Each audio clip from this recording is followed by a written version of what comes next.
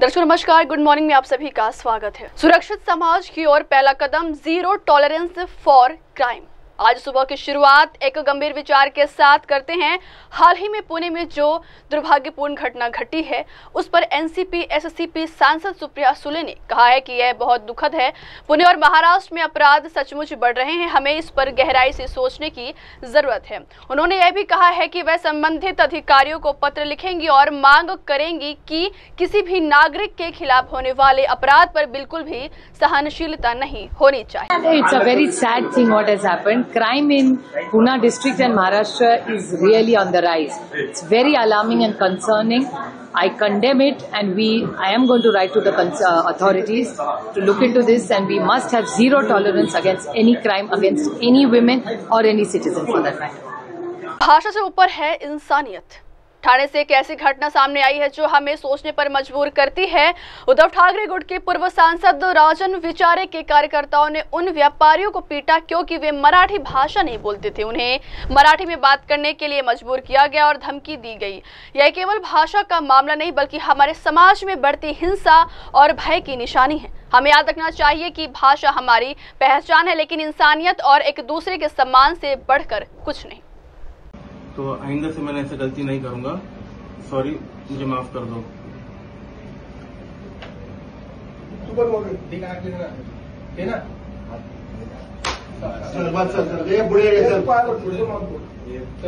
पुढे तू बोल पहिले तर नाव घेतो नाव बोलत होतं वैसे बोल कान में बोल सूरजेश्वर पूरा ठीक से पकड़ सूरजेश्वर बोल नाम या मारा ये बंद झाला चले असं लोकांनी म्हणलं किती मारला किती व्यक्ती व्हिडिओ मध्ये दिसतंय ना, या व्हिडिओ मध्ये दिसतंय ना। तुम्हाला एक तरी फटका खाल्ला तर काय एवढं डोकं हे करायला पाहिजे, आणि एवढी चरबी नाही चालणार। महाराष्ट्र आहे काय डॉक्टर एकदम डॉक्टर कंटिन्यूसली बोलना हिंदी में पूछ रहे हैं। नहीं मराठी में बोल, मराठी को मारा ना, मराठी बोल, मराठी येतं ना।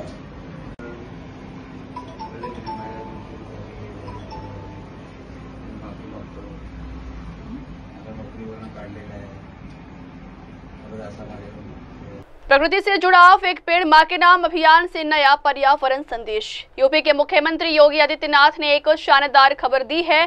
2017 में जब उन्होंने वृक्षारोपण अभियान शुरू किया था तब 5 करोड़ पौधे जुटाए गए थे, लेकिन अब वो एक पेड़ मां के नाम अभियान के तहत 50 करोड़ पौधों की उपलब्धता के साथ एक नया अध्याय शुरू होने जा रहा है। 9 जुलाई को यह बड़ा वृक्षारोपण अभियान होगा जो हमारे पर्यावरण संरक्षण की दिशा में एक महत्वपूर्ण कदम है। व्यापक पैमाने पे कार्य प्रारंभ हुआ।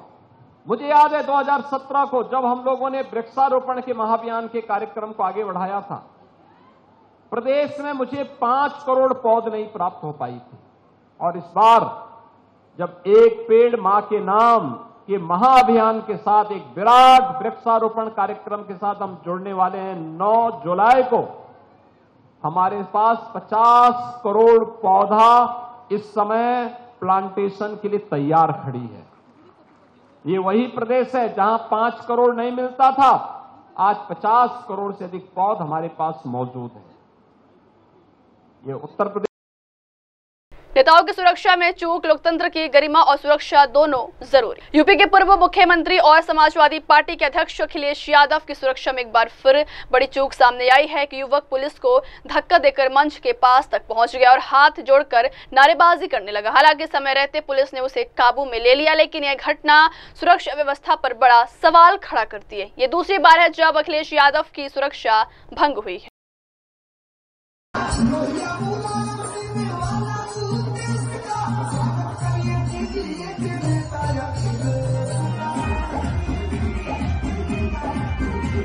भाषा नहीं इंसानियत हो, प्राथमिकता नफरत नहीं संवाद चाहिए। आज की सुबह एक बेहद संवेदनशील मुद्दे पर चर्चा के साथ ठाणे में मराठी ना बोलने पर एक दुकानदार के साथ हुई मारपीट का वीडियो सामने आने के बाद माहौल गर्म है। महाराष्ट्र सरकार में मंत्री नितेश राणे ने इस घटना पर नाराजगी जताते हुए कड़े शब्दों में कहा है, मराठी ना बोलने पर एक गरीब हिंदू की पिटाई की गई है। अगर हिम्मत है तो नल बाजार या मोहम्मद अली रोड पर जाकर लोगों को मराठी बोलने के लिए मारा ही गया है ना, एक हिंदू को मारा गया है ना, एक हिंदू को मारा गया है। तो मुझे बोलना है कि इतनी हिम्मत जाके नल बाजार और मोहम्मद अली रोड में दिखाओ ना। वो जो दाढ़ी वाले और गोल टोपी वाले क्या मराठी में बात करते क्या? शुद्ध मराठी में बात करते क्या? उधर जाने की, उनको कान के नीचे बजाने की हिम्मत नहीं है। जावेद अख्तर क्या मराठी में बात करता है क्या? आमिर खान क्या मराठी में गाता है क्या? उधर उसके मुंह से मराठी निकालने की हिम्मत नहीं है। ये गरीब हिंदू को क्यों मारने की हिम्मत कर रहे हो? ये सरकार हिंदू ने बिठाई है, हिंदुत्व विचार की सरकार है, इसलिए इस तरह की कोई भी अगर कोई हिम्मत करेगा तो हमारी सरकार भी तीसरी आंख खोलेगी। इतना मैं कहना चाहता हूँ। उत्तराखंड की ओर विकास की मजबूत छलांग कानून व्यवस्था और विश्वास के साथ आज की सुबह की शुरुआत करते उत्तराखंड से आई एक उत्साहवर्धक खबर के साथ मुख्यमंत्री पुष्कर सिंह धामी ने अपने कार्यकाल के 4 साल पूरे होने पर राज्य के प्रमुख उपलब्धियों को साझा किया है। उन्होंने बताया कि उनकी सरकार ने जनता की अपेक्षाओं को ध्यान में रखते हुए कई कड़े और जरूरी कानून लागू किए। देखिए, मैंने जुलाई माह में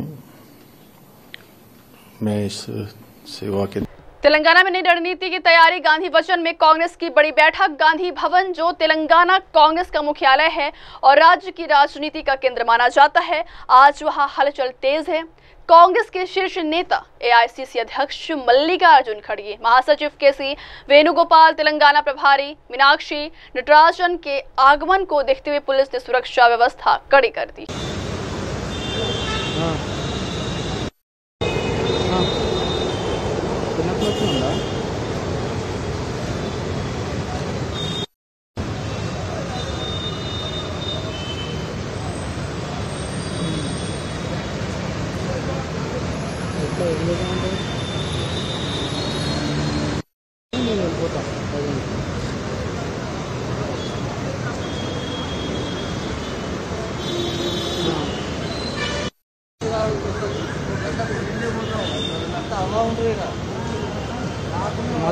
మధుకైతే చెప్పిన సార్ మధుతో మాట్లాడుకొని ఎంత తొందరగా రమ్మని చెప్పి గాంధీ భవన్లో బండి ఉంది మీ దగ్గర పంపించేస్తాను.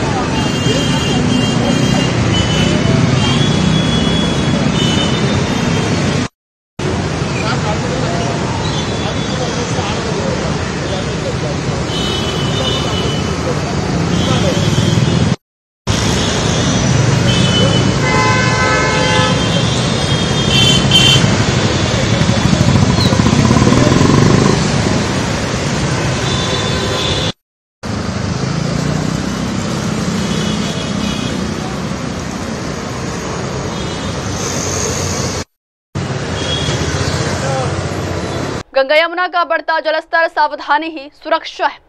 प्रयागराज में गंगा और यमुना नदियों के जलस्तर में लगातार बढ़ोतरी दर्ज की जा रही है। इस स्थिति को गंभीरता से लेते हुए जिला प्रशासन ने आपातकालीन प्रतिक्रिया तंत्र को सक्रिय कर दिया है। डीएम रविंद्र मंदन ने बताया है कि 88 बाढ़ चौकियां स्थापित की गई हैं। 47 गांवों को संवेदनशील क्षेत्र के रूप में चिन्हित किया गया है। एनडीआरएफ और एसडीआरएफ की टीमें पहले से संभावित इलाकों में को लेके डिटेल समीक्षा की गई है। 88 बाढ़ चौकियां बनाई गई है। 47 विलेजेस को चिन्हित किया गया है जो संवेदनशील है। परंपरागत रूप से जहां पे जल प्लावित क्षेत्र हो जाते हैं वहां पर भी हम लोगों ने अपनी टीम्स को डिप्लॉय किया है।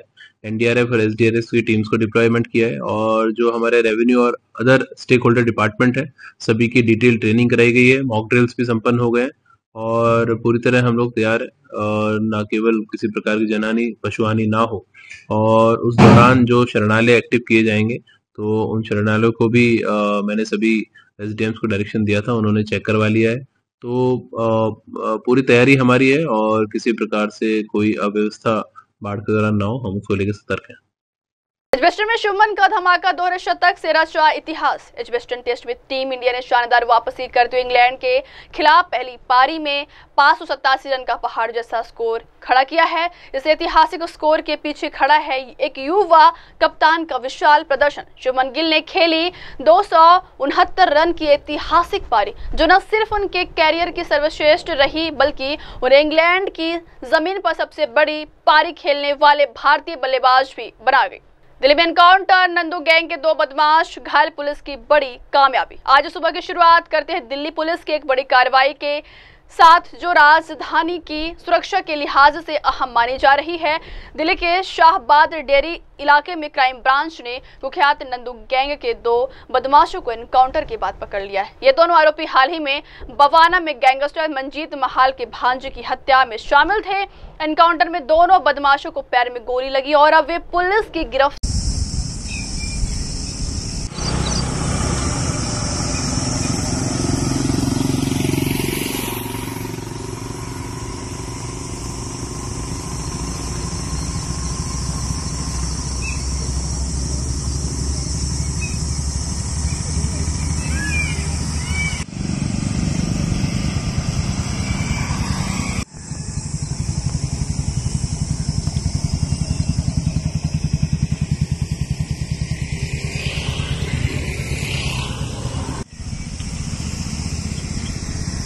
डुरंड कप 2025 की हुई भव्य शुरुआत। राष्ट्रपति भवन ने ट्रॉफियों को भी ली हरी झंडी।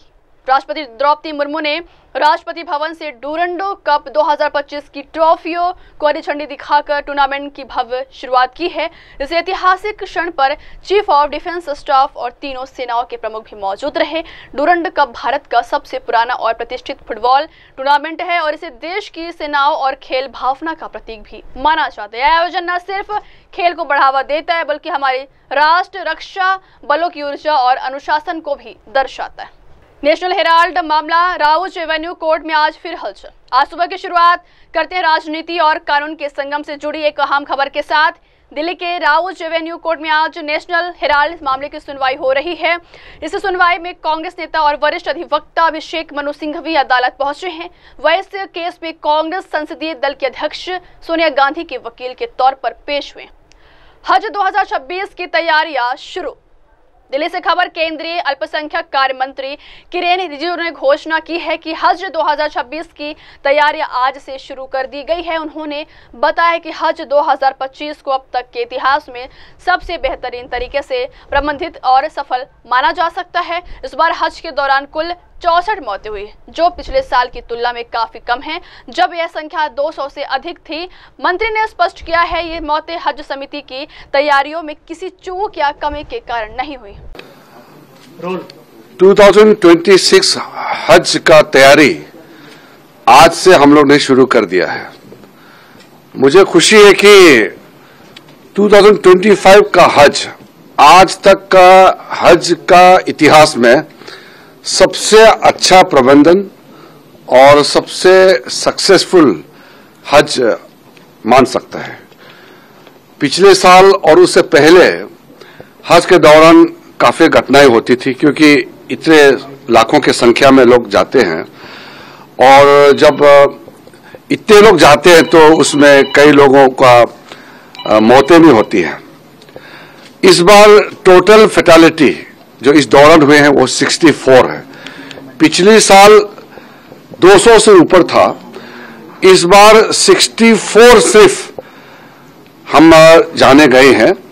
तो वो कई कारण से है। हज का कमेटी का व्यवस्था या किसी कमी से हुआ ऐसा नहीं है। वो जिसका समय आता है या कभी कोई अलग से तकलीफें होते हैं तो जान जा सकते हैं। मैं आज इस हज कमेटी में औपचारिक तौर पर हमने धन्यवाद दिया है। हमारे मिनिस्ट्री ऑफ माइनॉरिटी अफेयर्स के जितने ऑफिसर्स हैं बहुत अच्छा काम किए हैं। साथ साथ में विदेश मंत्रालय के जो गल्फ को देखते हैं डिवीजन, सऊदी अरब में एम्बेसडर और जद्दा में हमारा काउंसिल जनरल, फिर जो संबंधित मंत्रालय है सिविल एविएशन, हेल्थ और होम मिनिस्ट्री, सबको हमने धन्यवाद दिया है क्योंकि सबका योगदान बहुत अच्छा रहा है। मुंबई में कबूतर खाने पर सख्ती, महाराष्ट्र सरकार का नया आदेश। मुंबई में कबूतर खाने की परंपरा पर बड़ा कदम उठाया गया है। महाराष्ट्र सरकार ने नगर निकायों को निर्देश दिए हैं कि वे कबूतर खाने को तुरंत बंद करने की प्रक्रिया शुरू करें। बीएमसी को भी इस संबंध में विशेष निर्देश जारी किए जाएं। सलमान खान की नई फिल्म का पोस्टर हुआ लीक, फैंस में उत्साह का लहर।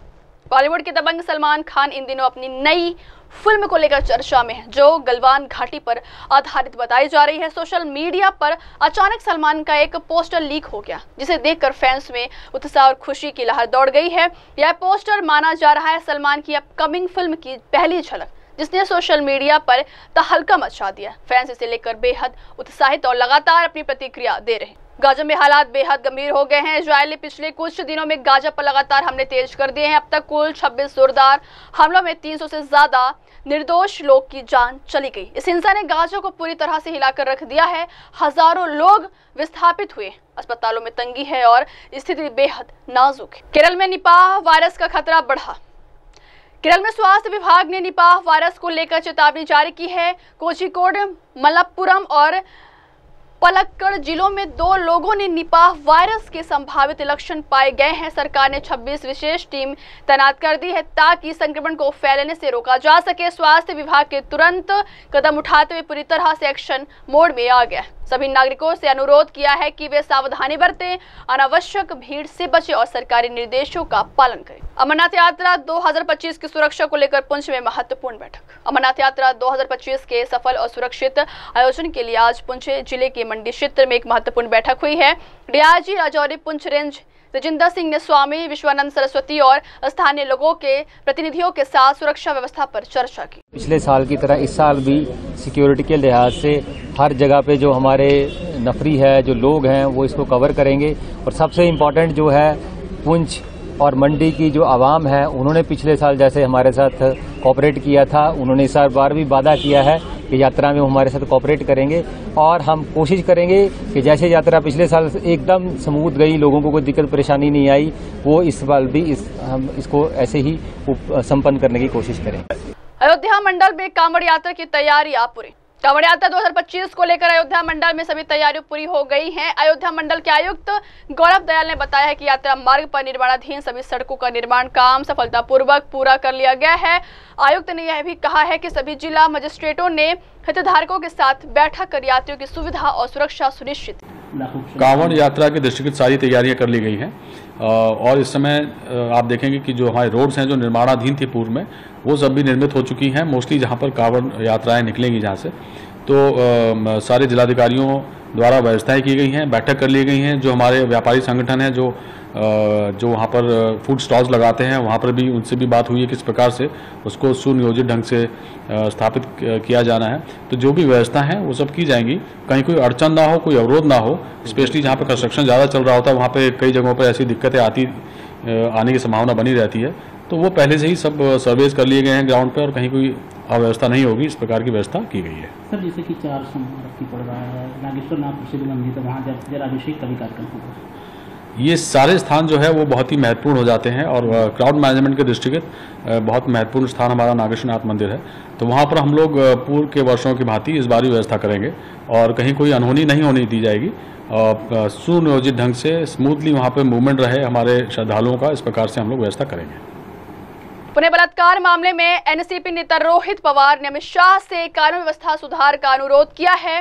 पुणे में हाल ही में हुई एक दर्दनाक बलात्कार घटना ने पूरे महाराष्ट्र में सुरक्षा और कानून व्यवस्था पर सवाल खड़े कर दिए। रोहित पवार ने सीधे केंद्रीय गृह मंत्री अमित शाह से आग्रह किया है कि वे महाराष्ट्र की कानून व्यवस्था पर विशेष ध्यान दें और स्थिति सुधारें। लगभग 36 घंटे हो चुके हैं, लेकिन पुणे में जो बलात्कार का जिसको अभी तक गिरफ्तार नहीं किया गया है। सरकार कहीं ना कहीं आनाकानी कर रही है क्योंकि देखो महाराष्ट्र के लॉ एंड ऑर्डर बहुत खराब है।